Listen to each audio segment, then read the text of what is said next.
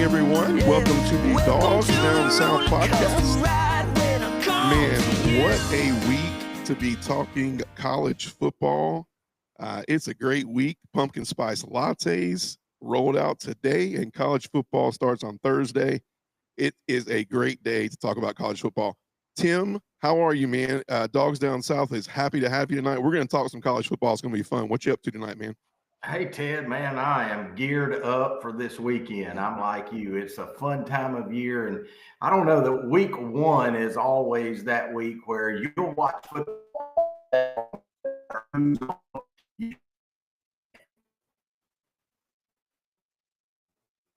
Yeah, no, I totally agree. And I feel like this is going to be a really exciting weekend with all the games that are on slate. It's like, man, you got something on Thursday night, you got something on Friday night, you got games at 12, 3:30, 7:30, Sunday games. You know, the NFL rolls out, they take a little break on us and they roll out the following weekend. So we got Sunday afternoon and night games. So, man, it's just what a time to be, rolling out college football. I don't know if we're seeing these. I mean, I know up in the Georgia area, you guys are going to maybe see some college football temperatures, but we're going to just be happy to see like 85 down here in Florida. So I'm pumped, man. Before we get started, so Tim, we know each other. So you were one of the more influential coaches in my life in baseball. Had a lot of coaches that I was blessed to play for, but I feel like our relationship, and I learned so much from you. And then I had the privilege of being able to coach with you, and it was really cool to see the mentor side, but also see you mentoring and learn how to mentor from you. So it's really exciting to come back around and continue to do fun stuff and keep our relationship. Before we get started, Tim, tell us a little bit about where we can find you and the podcast that you're hosting and what you're doing on that podcast to enhance your community. First of all, thank you for those kind words. It was fun to coach you. I think we had more fun when we were coaching together. Yeah. And I learned a lot from you and several of those young folks that coached with me. And now we still have a great relationship. And we kind of got into podcasting at near the same time.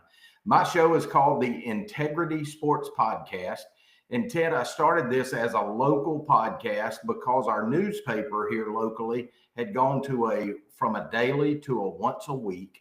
And then recently they took away the sports section. So there's no sports section in the America's Times Recorder anymore. So I'm basically the only source of local sports. And we've certainly seen our viewership go up. We are available on Facebook, on YouTube, on LinkedIn, on X. It's mainly a social media platform podcast. Okay. There's several things that are under what they call the Vimeo platform, and I'm not even sure what all's in that, but we're averaging about 2,500 views each week on that. And we focus mainly on our 3 local area high schools. That would be Sumter County High, Southland Academy, and Sly County High. During the off season, when it's not football season, we'll pre-record shows once a week. And we'll talk to athletic directors or athletes or coaches. But what's really been fun is talking to some of these older guys that have a connection to our local community. Maybe they went off and played NFL football, or they played Major League Baseball, or they're coaching somewhere really big. And they always enjoy hearing what's going on in Americus. And of course, all of our folks enjoy hearing what's happening with them right now. Yeah. It is football season, and the oddity of football season for the Integrity Sports Podcast is we do it live every Thursday night at a local restaurant here, and people come in and have supper with us before we go on, and a few of them will even stay and be there for the show. So it's been a lot of fun. Scott Westbrook is my co-host. He's got a son that plays for Coach Prime out at the University of Colorado. And I tell you what's been neat, Ted, is those folks in the training room at the University of Colorado have started watching our podcast each Thursday night.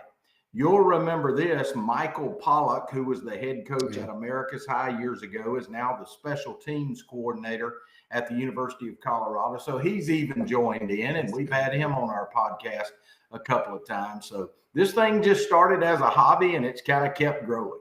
That's awesome, man. That's so good. I love the spotlight you're putting on the positive parts of sports that's going on in that area. That's so awesome. We were catching up the other day just via text, and obviously growing up in Americus in Sumter County, I think a ton has changed. I am really. It's sad that I haven't been able to get back there and see all the great changes, but I was happy to hear and am happy to hear every time I turn your show on what's going on and all the positive stuff going on. So it's incredible. And then when I watch you guys at Roman Oven, I'm like, man, I miss being able to put my sub order in and my calzone order in at Roman Oven. I'm like, And they have then the I, best ranch dressing in America. dude, it just, all right, you're gonna make me have to DoorDash from 8 hours away. So don't do that, man. But let's hop in. So we do a little section starting at the beginning of the week.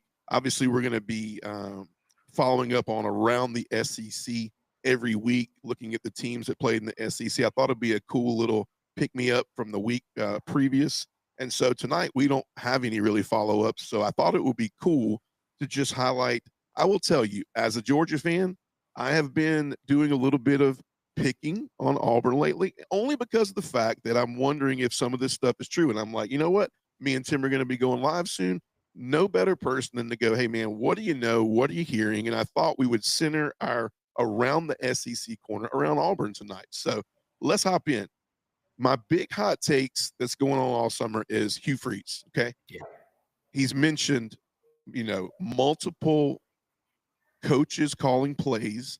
I've heard, there might be a Derek Nix on first down, a Hugh Freeze on third down, and then I don't know, another coach on third down. And the whole running joke was, well, who's calling fourth down, And then, he brought out, well, we're going to possibly start out 3 quarterbacks against Baylor coming up on Friday.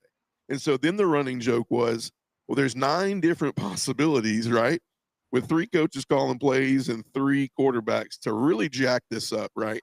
And then, man, a week later, they come back and they sweep up 4 national championships. So I'm like, man, you know what I want to hear from Tim, man? I want to know what's really going on, because we know what media reports. And as you bring a positive spotlight to high school sports, we know that it can be reported all different ways. But talk to me about really what's going on with Hugh Freeze right now. You have some ends at Auburn that you've been able to speak to. Is he trolling? He's trolling, or is it all good in Auburn? And let me say this: when Hugh Freeze first came to Auburn, I think one of his things he did, some say to a fault, I think it was great, is he didn't do a lot of coach speak. He was extremely honest, extremely transparent. Sometimes that hurt him, and I think he's learned some from that. He had not been at the Power 4 level very long. He was at Ole Miss for a while. Then he kind of went over to Liberty, and they just don't have the media coverage that you get at a place like an Auburn or Georgia.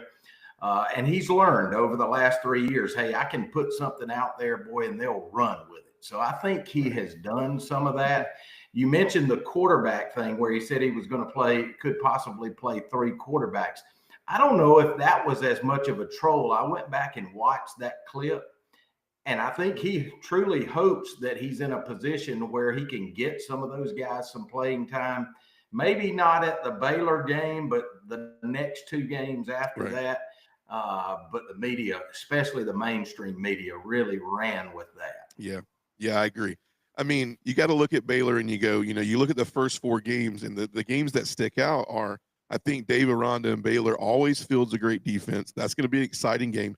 They made a push to move that game to Friday prime time. So that's going to be, I love that, because I'm going to get to watch that game prime time, and all eyes will be on Auburn and Baylor, which is great because there's so much talent returning through the portal, and what Hugh Freeze has been able to do. There's a lot of people that has mixed reviews about, man, Auburn could be a dark horse contender in the SEC.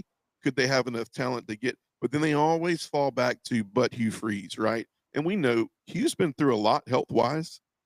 He's been through a lot. He's caught a lot of flack from his golf game, but I know, and it's like, well, look, man, when we talk about how much and how grueling, coaching and recruiting and things of that nature. I mean, Kirby Smart plays golf too, but I don't think he just talks much about it, right? And That's so right. I will say the media just can twist a lot of things, but when you look at everything coming to pass, you have to look at it and go, man, is he just kind of pulling some like Lane Kiffin type stuff? Because Lane Kiffin does the same thing, right? But we all know when it gets down to it, man, he does get the job done on the field. And I do feel like Auburn is trending in the right direction, and they have a lot of great talent coming in this year. Would you agree? Absolutely. I feel really good. I'm almost overexcited, and I try not to be too public about that because it can always come back and bite you.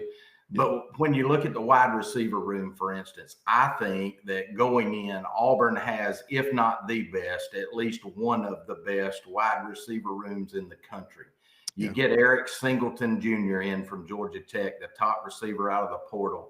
You already had Cam Coleman coming back, and yeah. Cam Coleman is a five-star kid out of Central of Phoenix City.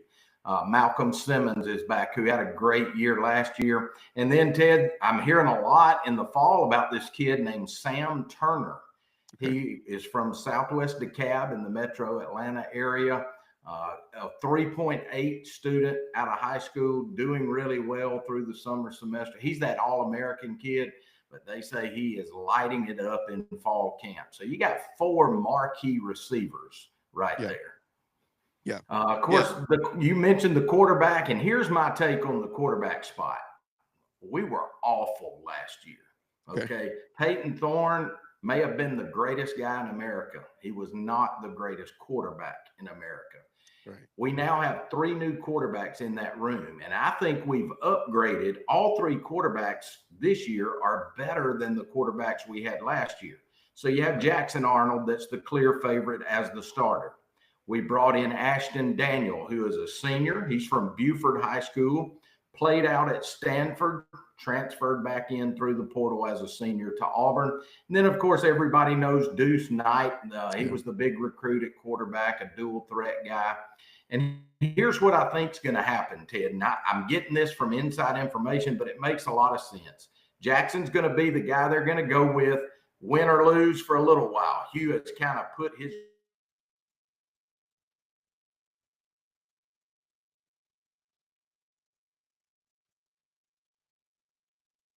South Alabama or one of those teams. I don't know that you'll see Ashton Daniel go in. I think they'll use Deuce Knight. Okay. Let him in a situation where he's comfortable, he can kind of show off. But if Jackson Arnold doesn't perform well early or he gets hurt early, Ashton Daniel, I think, is the guy that you'll see go in as QB2.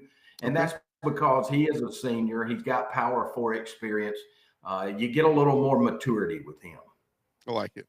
I like it, man. And I haven't told you this, but I'm going to be able to be at that game this year. So Georgia Auburn this year, I will be there.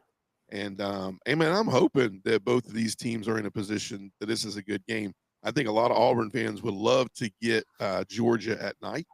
As they Yeah. say in Jordan Hare, a lot of things happen at night at Yeah. Jordan Nick Hare. Saban will tell you it's haunted. I don't know. I mean, it would be an incredible atmosphere. I will tell you that. Just tailgating. I went 2 years ago, the year that we probably should have lost. Then Brock Bowers, God bless his soul, pulled us out of that. And but it still would have been fine because some of the best people to tailgate with, man. I ended up being outside, right outside. I don't know what end zone it was, but there's a Tiger Prowl bus with a really great little old couple that has a ton of friends that they cook out and they have an area right there. I'm talking, man, walked straight in. They were like, saw the Georgia hat, and they were like, look, you know what? You come on in. You know why? You didn't bark at me. And they were Yeah. like, we went to Athens. We were like, the people that barked at us, Well, we you were know like, we're what? gonna I remember this. remember texting you. You and I were texting during Yes. that game. My son-in-law, who's a Georgia fan, had gotten us tickets right next to the Georgia parents. I was Okay. actually sitting next to Brock Bowers' dad when he caught the Wow. touchdown. Wow. And great people. We kind of had the same experience you had with the Georgia fans. Those That's parents, good to they're hear. not the rabid, out of control.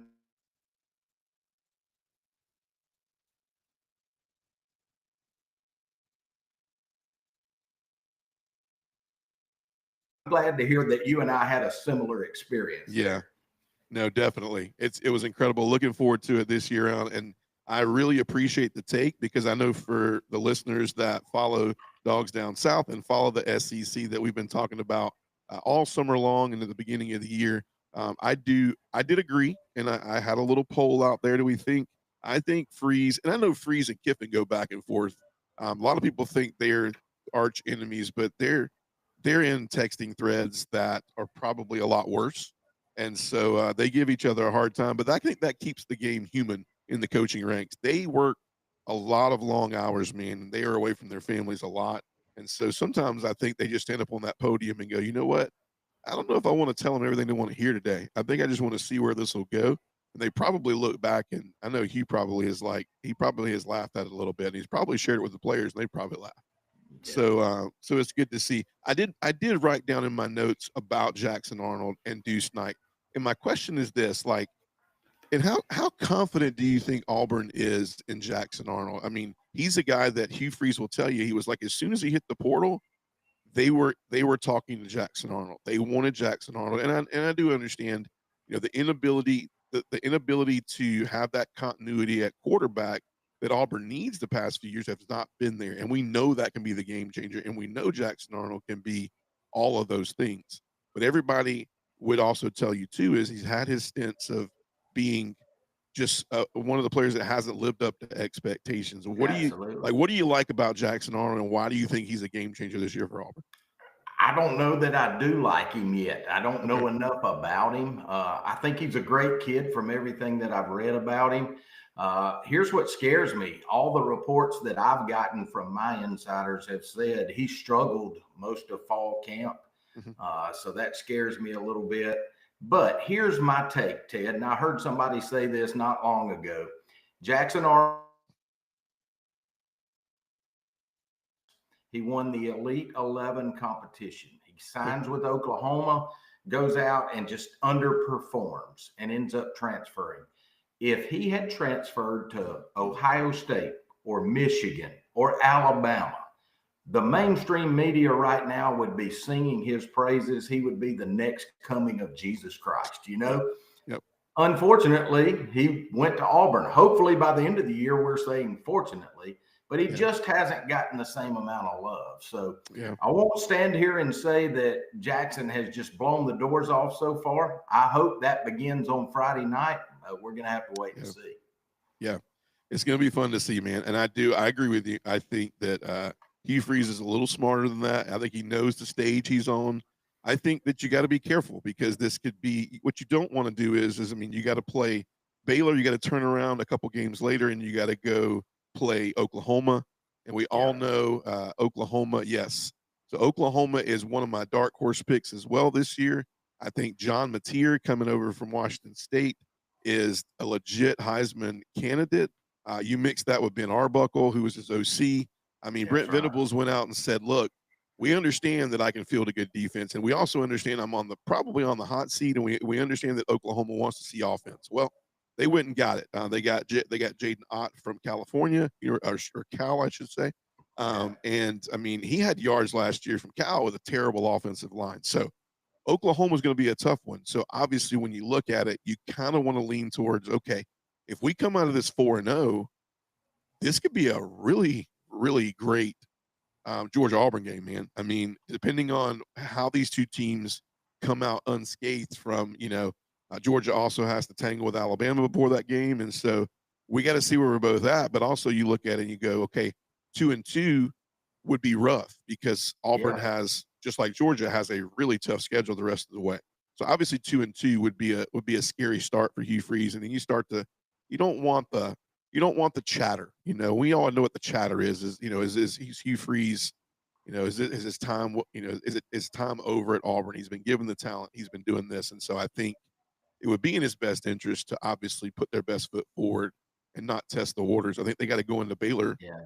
You full say steam ahead. 2-2 is going to be tough for Hugh Freeze. I think 0-1 will be really tough. Wow.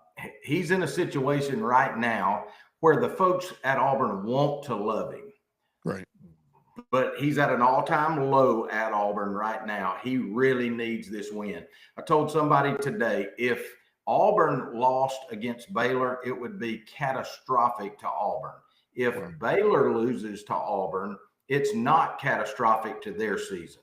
We know 100%. Dave Aranda was on the hot seat last year. He won his last 6 ball games and kind of had that situation turn around a little bit. I don't know that Hugh Freeze can recover this year if he doesn't get at least 8 wins. I think Yeah. 8 wins is the floor. Yeah. Anything above that would be icing on the cake, but I think the Auburn folks expect progress. I agree, and I'm with you. I'm actually right on point with you. And we didn't have this conversation before we came on. I think the Right. floor for Auburn's 8-4 as well. Yeah. I think if we are in that 7-5, and I don't even think we can talk 6-6 again. If we're in that realm, then it's going to be shaky. It would have to depend on who those wins are. If he's 7-5, 6-6, and he beats a Georgia, he beats an Alabama. Well, yeah, this may look different, but I do think 8-4 is about where the screams will become too loud, Yeah. and so I agree. But this team's also capable of doing 9-3, 10-2 as well. I think 9-3 is my ceiling. If I look at Auburn and do it objectively, they got to be 8-4 to hit that floor. Maybe get one of those wins that you're not expecting to get to show that progress and to show that things are moving in the right direction. I'm not so sure that I would say we're going to get to the 10-win mark yet. Right. Well, man, listen, either way, I think it's gonna play out for an exciting meetup in mid-October with Georgia and Auburn. I'm looking forward to it, and we can play this one back when it all happens. But let's shift the page a little bit and talk about a couple of days ago. Greg Sankey announced that the SEC in 2026, 2027 will be going to a 9-game conference schedule. Yeah. Now, obviously, this is very important for the same reason we're on this podcast tonight, because I think that solidifies that you're going to keep the Georgia-Auburn rivalry, which is a great thing. However, I think we also know that this doesn't shock us that it comes off the heels of the committee going, hey, we are now, I thought this was already in play, but we are now going to look at strength of schedule a little bit heavier when we're looking at playoff teams. Then they added that you also have to schedule at least one Power 4 team on your schedule as well. Now, this is loaded, right? What do you know about a little bit of this? What do you know about it? What do you think about all this? I like the 9-game schedule for the simple fact you get to play everybody in the SEC at least once every other year. So you're going to make those rounds and everybody plays everybody. When I first heard about it, I'll be honest with you, my first thought was, well, we're going to keep Georgia and we're going to keep Alabama. You have to have those two. Right. I hope that our third, what we call traditional, will be somebody like Vanderbilt or Kentucky, because you have to have some competitive balance there. The SEC is already so tough. You don't want that third traditional matchup to just be a grinder every year. Yeah, I definitely would say, hey, we really do have an arch nemesis in Mississippi State just to not have to play. They're like, Georgia's going to keep Auburn, they're going to keep Florida, and they're going to keep Tennessee. And I'm like, dang. What if we tandem that with, that's the year that we play Texas A&M. That's the year that we play. It's like, this could get scary, man. It's going to be great for the SEC. It's going to be great for fans watching better, more competitive games. Obviously, that's going to bring more money in ticket sales to the SEC games, because I'm sure the tickets for Georgia and whoever in the SEC is going to be a lot more expensive than Georgia versus an Austin Peay or Auburn versus you name it in there, because they're not paying out money. You got to pay some of these teams millions of dollars to come and play you. And now the SEC is going, we're going to provide that for you. That's more money for NIL. Here you go. So those are all likable things. My biggest thing out of all this too is when you look at the SEC and you look at the competition now with the Big Ten, you look at the Big 12 strengthening, I think, a little bit. I think there's a lot of areas of the Big 12 that we thought, well, when you take the Big Ten, you take the SEC, we're kind of creating power conferences. But listen, I've seen some really good play come out of the Big 12. I know we're on the fence about what Colorado's going to look like this year with, no Shedeur, no Travis Hunter, no Shallow. You wonder what that looks like, but I've seen the reload. What do you think about conference play stuff with all of this going on? How do you think it affects the rest of the conference teams? As far as the SEC, is that what you're asking?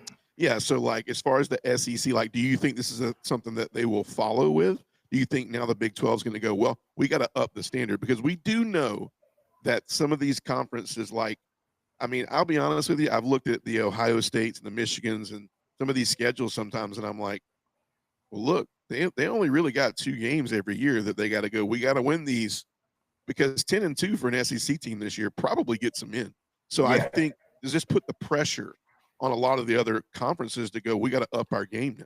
I don't really think so, Ted. I think they understand if they'll stay out of the affray, if they'll just do what they're doing, they're going to be guaranteed to get at least one, probably two.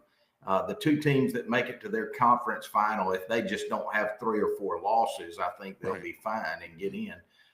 So I don't think they'll play that game. For SEC schools, you and I know that a team that's 9-3 may be much better than that 11-1 team out of the Big 12, but they're going to get the nod because they haven't done that.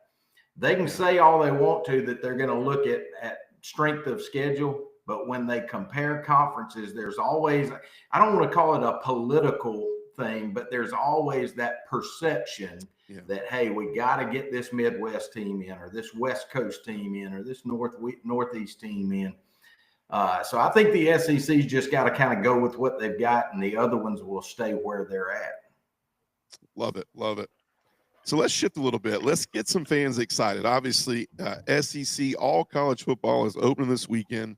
But you know what? We're going to stick in the SEC because this could get wide open, and we haven't seen a lot of play yet. But we do know a little bit more about the SEC because we have teams that we follow in those areas.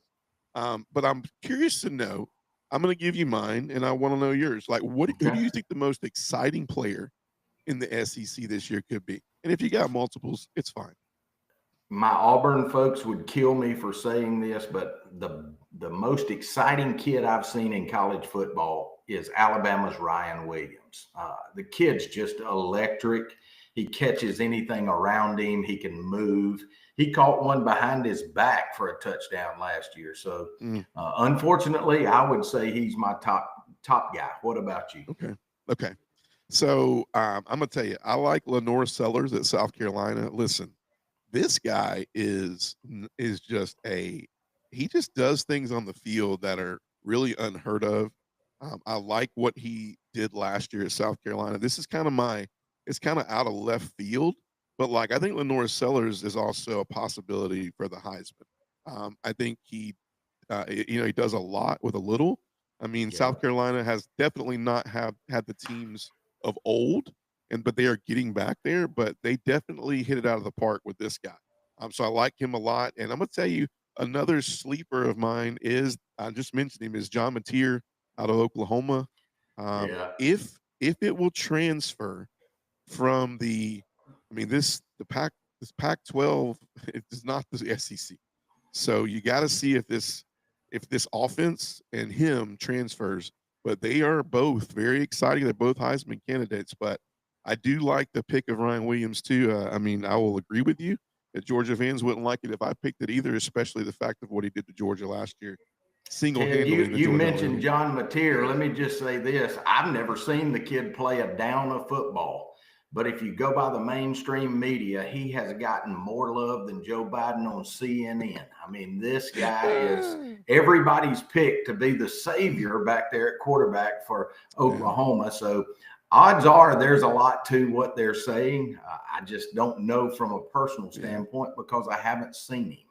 Yeah, no, I totally agree. And they're kind of, we don't know much. Because honestly, at this point, we've seen quarterbacks that previous year in the SEC put up great numbers, and then they have their sleeper, slumpy sophomore years.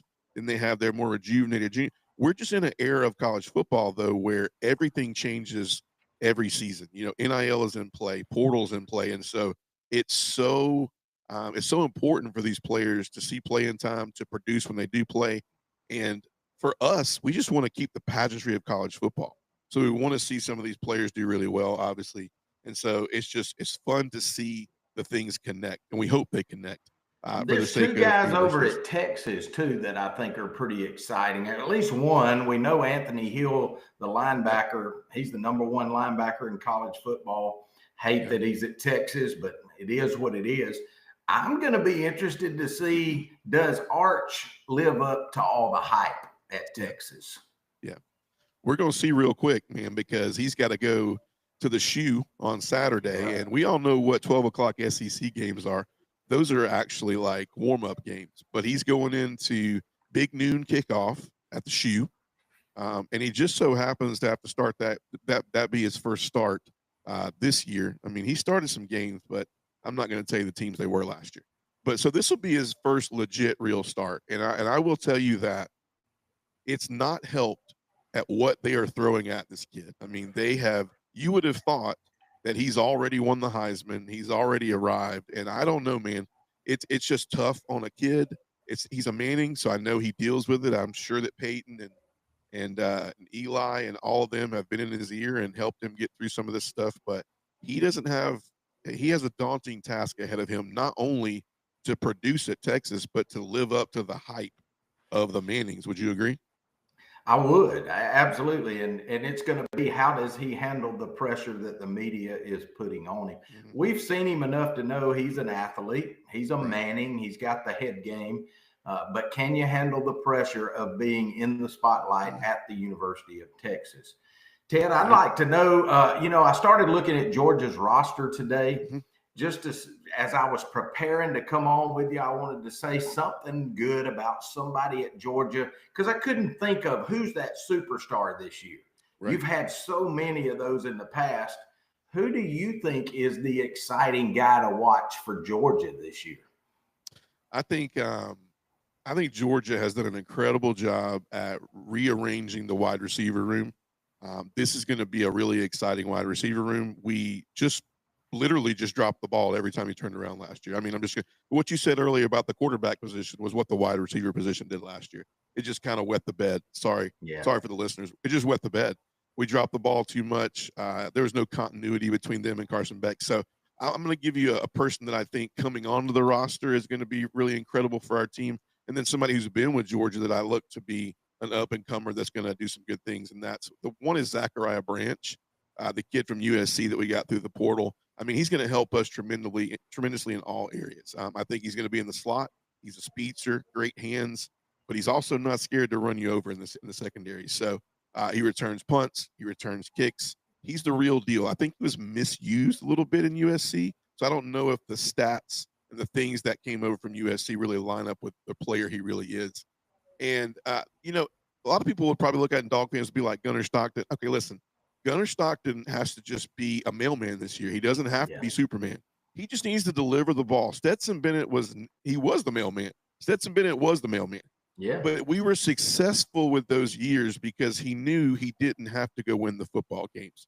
So we have a lot of playmakers that we can distribute the ball to. But one that I'm looking really forward to, and I'm sure a lot of Dog fans are looking forward to, because if we can run the football this year, we can be back to Georgia football. And that's Nate Frazier. I think Nate Frazier is somebody that has to get off this year to a really big start, and we're going to have to run the football, and we're going to have to show we can be balanced. Because I don't know, and I don't want to put this on Gunnar, but I will tell you the one upside of Carson is he was able to carry us a little bit last year with his arm when Georgia needed it the most, because the rushing stats from last year just don't add up to Georgia football. And so I'm excited about those two guys. I'm excited about a lot. I'm sure you are at Auburn as well. I could name 20 that I'm so excited to see in the red and black, as well as you are in the blue and orange. But that one for me is huge. And there's a lot of takes going on about. I want to throw one back at you, and then we're gonna finish up the night. But talk to me about real quick. Give me two hot takes, one on offense and defense. What do you think has to be better on offense this year and better on defense for you to get to the goals that Auburn wants to have this year and succeed in? Decision making at the quarterback position. Okay. Peyton Thorne had plenty of arm, had a lot of good legs. You saw him run the ball fairly well, but his decision making was so slow. A lot of times he would make the right decision just a second too late. So I think we've got to see good decision making at the quarterback spot. On defense, we've got to put pressure on the quarterback. We don't have to make the sack, but we have to make them hurry. And we didn't have much of that last year at all. We were making tackles 2 yards behind the line of scrimmage, 3 yards behind the line of scrimmage. This year, though, you've got a rotation of 8 guys up front. They're going to be led by defensive end Keldrick Falk, who's a preseason All-American. Our kid from right here in Sly County is Akevius Walker. He was granted a redshirt year, a medical redshirt. So this is actually his 6th year in college football. He's already graduated. Now he's getting his master's. He's going to be in the mix there in the middle. Malik Blockton. So I think decision-making by the quarterback on offense and defensive line play on defense are the 2 areas we've really got to be better than we were in 24. Yeah. It's funny, right? It's the SEC. I think every SEC team would float around the same things because I agree. The SEC, you just got to be good in the trenches. You got to have a quarterback. I agree. It's just so hard, man. It's just happening so quick in the SEC. The pass rush, I mean, the offensive linemen are bigger than ever. The secondaries are faster than ever, right? So you just got to do things. I think the biggest thing is just you got to do things precise with precision, right? Blocking's got to be right. We got to get to the quarterback. And if you can do those things right, and I think if you get the majority of them right, it's the team that can get the majority of them right that's going to come out on top. And so I think every SEC team could agree with what you're saying. Yeah. Don't want to end on a bad question, but before we get into the outro and we finish up for the night, is there a coach in the SEC that you might look at and go, maybe we see you now, we may not see you at the end of the year? And don't get me wrong, I don't wish this on anybody. I have watched a couple of the SEC clips on Netflix, and man, I'll go first because my pick. I think Sam Pittman's going to have a rough go at it this year, and I feel for Sam Pittman because he coached at Georgia. He was an offensive line guy, but man, I got to see a little bit of behind the scenes. And man, I think all coaches are like this behind the scenes, but I got to see Sam Pittman where he talked about, this isn't just about me losing my job. It's about players. It's about coaches losing their jobs, right? And then he went and his assistant was walking out, and he pointed and he said, she's going to have to find a new job more than likely. And so you don't want to. I don't want to be enamored by who's the hot take to lose their job. But I do think Sam Pittman has struggled, and I think Sam Pittman plays a tough schedule this year, and he's lost a ton because the NIL era is not helping these teams that are not winning games either. So, I wish the best for Sam, but it's going to be hard this year for him to produce over at Arkansas. You got a name in mind that you might be like, they're going to struggle this year? You stole my thunder. I had 2 actually, and it was going to be Sam Pittman at Arkansas and Hugh Freeze at Auburn. I think they're in very similar situations. I think if both of them win and win enough, people love their personality. They want that coach there, but it's SEC football. You got to win, and you got to win now. So I think those 2 guys need to come out and win 8 ball games. And if they don't, I would expect either one of them to be looking for a job somewhere else next year. Yeah. It's unfortunate. I'm going to give you a last question. I'm going to give me your prediction, man. Give me the Auburn-Baylor Friday night prediction. Give me a score and who you got winning. Well, Baylor was a 2-point favorite about 3 weeks ago. Now Auburn is a 2.5-point favorite, so that's kind of changed. Here's what I really think is going to happen. I think Auburn's going to come out on top 31-17, maybe 31-24. I think the fact that Auburn's lineup has played SEC football for the majority of their college career will make the difference. It's going to be a close game. It's going to be a grinder all the way to the 4th quarter. I think the fact we've competed at a little higher level will pay off late in the ball game. Yeah, man, it's going to be a good game. I can't wait. We kick off Thursday. We get Boise right up the road from us, man. We get USF and Boise State at Raymond James. I thought about just going and grabbing a ticket, man, experience some college football on Thursday. Tim, thanks for joining. If you haven't already done so, please, the Integrity Sports Podcast, go like and follow. I heard YouTube. I heard any podcasting platform out there, YouTube, Facebook. Tim named them all, so rewind, get them all. If you haven't already done so, Dogs Down South. 24 hours later, we're on Apple Podcasts. We'll get it up for you so you can listen to this on your way into work or your way home from work, as well as Spotify, YouTube as well, trying to get to that 1,000 mark on YouTube. And then TikTok. We have a platform on TikTok where we have a ton of content over there. If you like TikTok and that's where you go over there and hang out, like and follow us. You'll love it. Tim, it's going to be an exciting week. Lee Corso, man, oh gosh, Lee Yeah. Corso, last headgear pick, man. It's going to be something. I know I talked to Fish, me and Fish and Rich Man are going live tomorrow night with our weekly show to preview Georgia and Marshall. But Fish is like, man, this is when you record, right? Because this is when you got to show your kids, because they're going to ask, what was this deal with Lee Corso and his headgear picks? I don't want to draw it out, but man, Lee Corso, talk to me about Lee Corso and what that means to you and how much we're going to miss As a that. guy that's, I've been in local broadcasting for 40 years. Really, I started in high school. And to watch Lee Corso throughout his entire career, sometimes you just can't stand the guy. Mm-hmm. As you get to know him and you see what he does, he made a comment one time. He said, "This is entertainment and football is the vehicle." Mm-hmm. And that's couldn't be any more right. I think he's been a class act, and I hate to see him get out because of the stroke. It's certainly the right decision. He's getting to spend some quality time with his family, but I wish him well. And Lee Corso will be remembered for a long, long time. I agree. Well, Tim, it's been a pleasure. It's been awesome to kick it off with you before the season starts. If you guys haven't done so, go. I mean, you're going live Thursday night, right? You're going to be doing your normal show, 7:15 Eastern. Love it. If you're not doing anything, or if you are doing something and you just got it on to the right, like I do most of the time. Sometimes I'm busy and I see you on, and I'm like, I got it right over here, and I'm following along with it. Everybody's busy, but man, don't miss it, because it does shine a positive light on the Sumter County area and sports over there. Tim, as always, fun to hang out. Thank you for joining. It's always a privilege. Best of luck to Auburn this year, and best of luck with the podcast. And I really enjoyed it tonight. Thanks so much. Dog fans, thanks for joining. You guys have a great night. And as always on Dogs Down South, go Dogs.